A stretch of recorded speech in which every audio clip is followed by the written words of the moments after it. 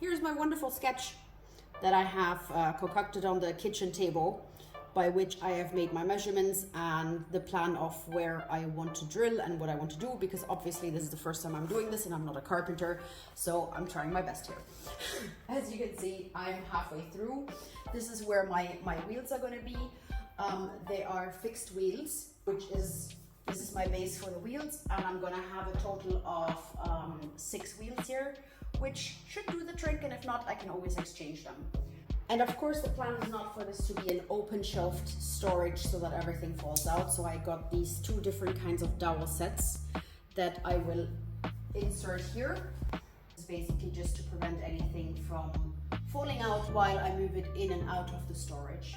And then I have a separate piece, which you can't see over there, that I will put on top of that, which will basically also get the same sticker foil as the other piece, as the countertop, so that everything is hopefully flush, which I already know it won't be, because nothing here is straight or at a right angle, because I also discovered it after I'd cut everything, because I assumed everything was straight, which teaches you don't make assumptions.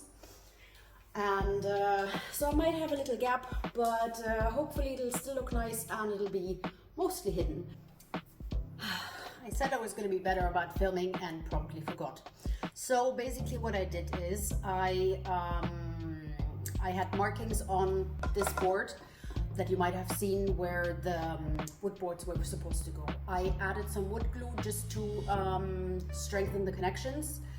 I screwed in my screws, removed the excess glue like you're seeing on this side.